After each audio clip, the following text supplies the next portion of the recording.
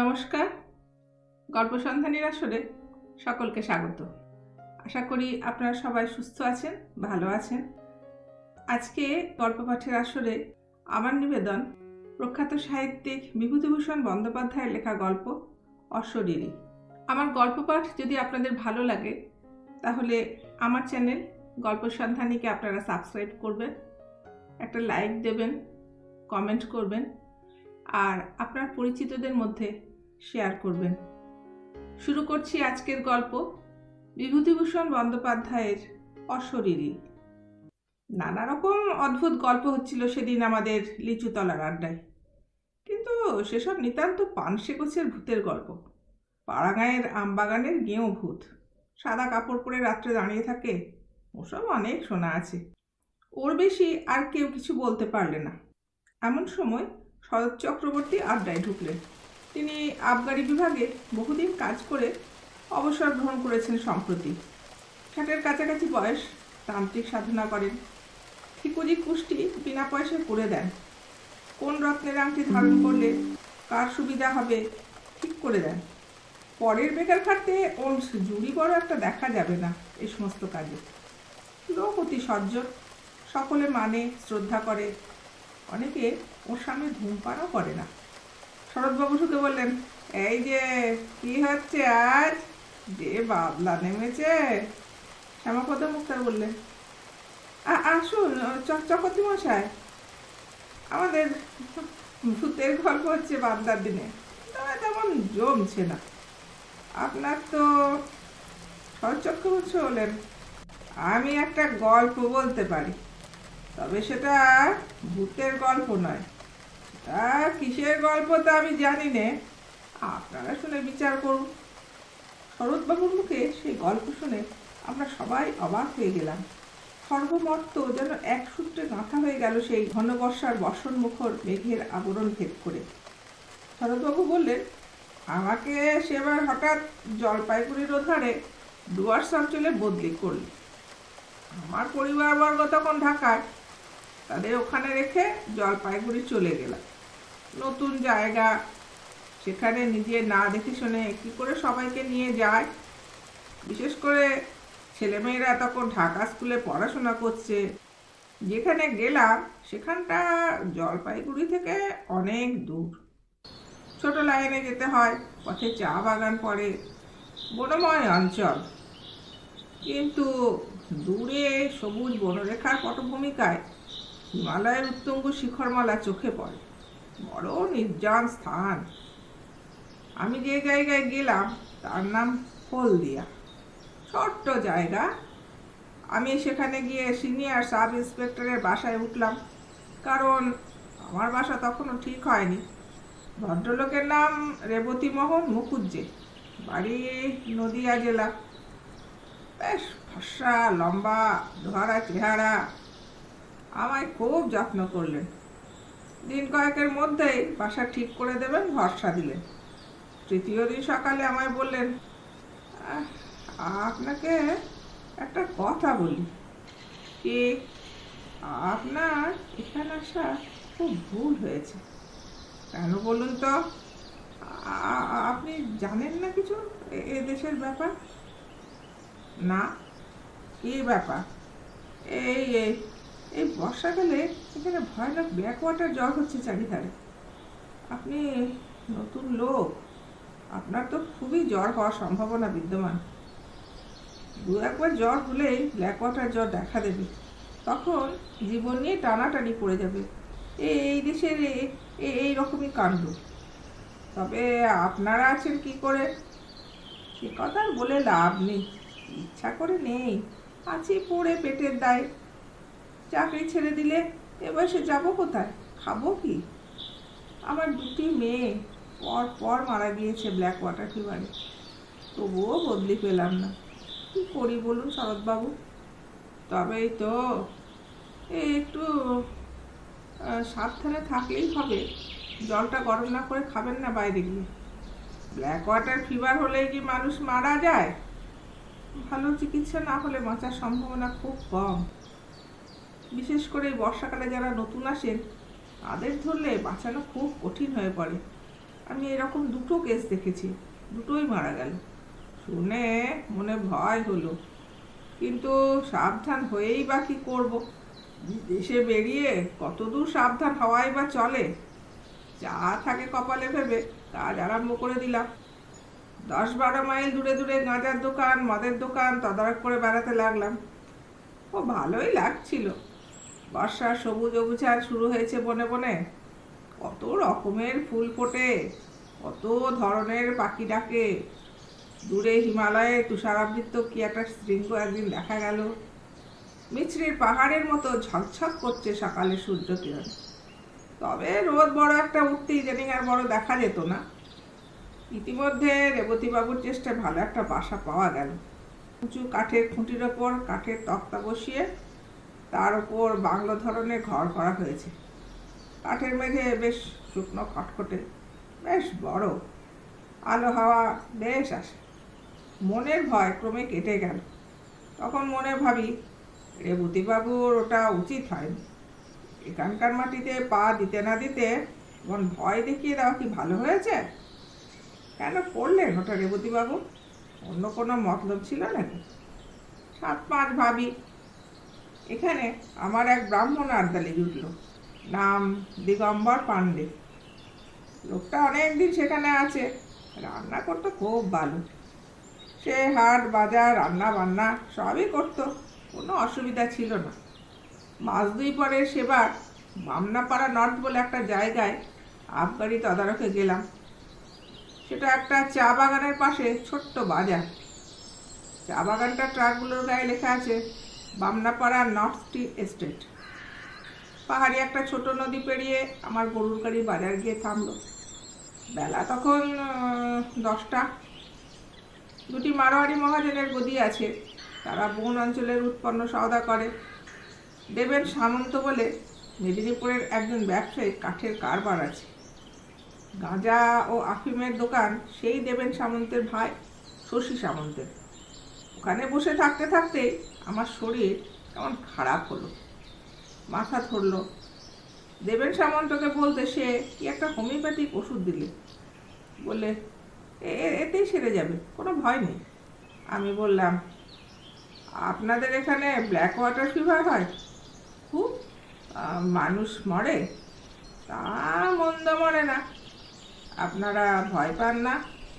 আমরা অনেক দিন আছি, নতুন যারা আসেন তাদের ভয় একটু বেশি। সবাই দেখছি একই কথা বলে। গাঁজার হিসাব চেক করতে করতে আর যেন বসতে পারলাম না। তাড়াতাড়ি কাজ সেরে নিয়ে গাড়িতে উঠে পড়ি।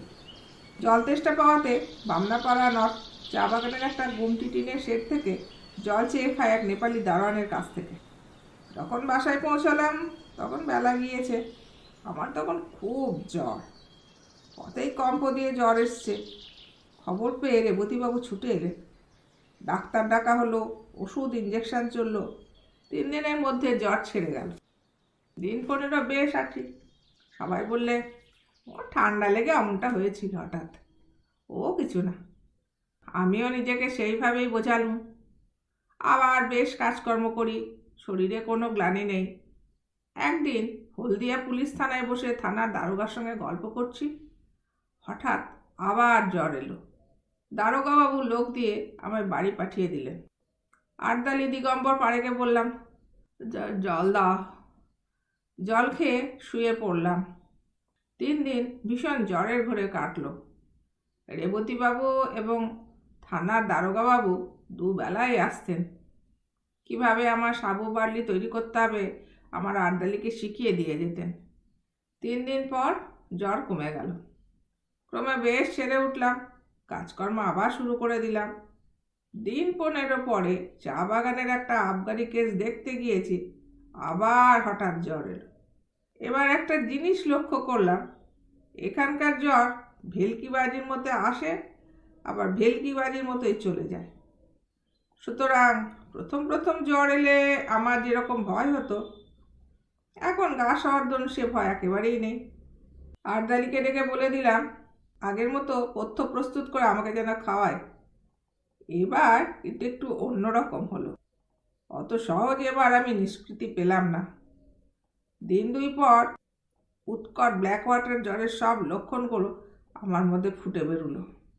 অতিরিক্ত রক্তপাতের দরুন অত্যন্ত দুর্বল হয়ে পড়লাম। সেরে উঠতে 5-6 দিন লেগে গেল। দিন 2 পথ্য করার পর একদিন সকালবেলা আমার সঙ্গে রেবতীবাবু আর দারোগাবাবু দেখা করতে এলেন। আরদালিকে চা করতে বললাম, কিন্তু তারা চা খেলেন না। পরে বুঝেছিল তারা চা খাননি ব্ল্যাক ওয়াটারকে ছোঁয়াচে জ্বর ভেবেই। দারোগাবাবু বললেন, শরৎবাবু, একটা কথা বলি। বলুন। আপনি এখান থেকে চলে যান। কেন বলুন তো? ডাক্তারবাবুর তাই মত। আমাকে তো কিছু বলেননি। দারোগাবাবু ইতস্তত করে বললেন, না না, আপনাকে বলেননি, আমাদের বলেছেন। আপনাকে বলবার জন্য কি না, তাই বলা উচিত ভাবলাম। উনি বলেছেন আপনার অসুখ খুব খারাপ। মানে আমি তো সেরে গিয়েছি। ও সারা বড় কঠিন শরৎবাবু। বেশ, তাহলে স্টেশন পর্যন্ত আমি যাব কি করে? রক্ষিয়াঘাট পার হওয়ার তো কোনো উপায় দেখি নে। কিছু ভাববেন না, স্ট্রেচার জোগাড় করছি চা বাগান থেকে, কুলি পাঠাবো। পুলিশের একজন লোক সাথী থাকবে, আপনাকে ট্রেনে উঠিয়ে না দিয়ে তারা ফিরবেন। বেশ। আমি তখন জানতাম না যে আজই আমার জীবনের শেষ দিন হতো যদি, কিন্তু সে কথা ক্রমে বলছি। আমি সম্মতি দিলে দারোগাবাবু চলে গেলেন। বেলা তখন 9টা হবে। গরম জল করে নিয়ে আসতে বললাম আরদালিকে, গা হাত মুছবো বলে। তারপর 1 বাটি বার্লি খেলাম। আরও একটু বেলা হলে 2টো ভাতও খেলাম। বেলা 12টার পর লোকজন এলো স্ট্রেচার নিয়ে। এই পর্যন্ত বলে শরৎবাবু বললেন, হ্যাঁ, একটু চা খাবার ইচ্ছা হচ্ছে। আমরা বললাম, গল্পটা শেষ করুন, চা খেয়ে নিয়ে বলবো। এইবার গল্পর আসল অংশতে এসে গিয়েছে কি না, একটু গলা ভিজিয়ে নিয়ে বলি। নিতাইবাবু উকিল বললেন, একই কথা। আপনি বললেন ব্ল্যাক ওয়াটার জ্বর হলো, সেরে গিয়ে আপনি পথ্য করলেন, অথচ ডাক্তারবাবু কেন আপনার অসুখ খারাপ বললেন? অসুখ তো সেরে গিয়েছিল। সেরে গিয়েছিল কী রকম সেবার, সেটা এক্ষুনি শুনলে বুঝতে পারবেন। আসলে সারেনি। তবে পথ্য দিয়েছিল কেন ডাক্তার? এ কথার জবাব আমি দিতে পারবো না। কাউকে জিজ্ঞেসও করিনি।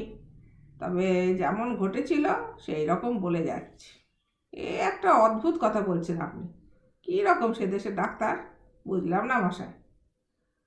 এই কথাটা আমিও কখনো ভেবে দেখিনি। আচ্ছা, এবার বলি গল্প। শরৎ চক্রবর্তী পুনরায় গল্প আরম্ভ করলেন। বেলা 12টার পর স্ট্রেচার নিয়ে এলো চা বাগানের লোকজন। সেখানে দাঁড়িয়েছিলেন রেবতীবাবু ও দারোগাবাবু। আমিও আরদালি জিনিসপত্র গোছাচ্ছি। এমন সময় আমার এলো জ্বর, ভীষণ কম্প জ্বর। আমি আর বসতে পারলাম না। ঘরের মধ্যে গিয়ে তাড়াতাড়ি বাঁধা বিছানা আরদালিকে দিয়ে খুলিয়ে পাতিয়ে শুয়ে পড়লাম। এবার আর আমি কিছুই জানি না। আমার সমস্ত চৈতন্য লুপ্ত হয়ে গেল এক ঘন অন্ধকারের আবরণের অন্তরালে। যখন আমার আবার জ্ঞান হলো, তখন 2টো জিনিস আমার চোখে পড়ল। প্রথমেই অন্ধকারের মধ্যে একটা কি গাছের ডাল পাশের জানলার বাইরে হাওয়ায় দুলছে। দ্বিতীয় জিনিস হলো আমার বাক্স ও পুটুলি আমার পায়ের দিকে দেয়ালের কাছে রয়েছে এবং আমার ছাতিটা দেয়ালের কোণে হেলানো রয়েছে। আমি কি রেলওয়ে ট্রেনে উঠেছি? কিন্তু এত অন্ধকার কেন রেলের কামরা? অন্য লোকই বা নেই কেন কামরায়? তারপর আস্তে আস্তে আমার মনের আকাশ মেঘমুক্ত হয়ে আসতে লাগলো। আমার মনে পড়লো যে আমি স্ট্রেচারে আদৌ উঠিনি। জ্বর আসাতে ঘরে এসে শুয়ে পড়েছিলাম।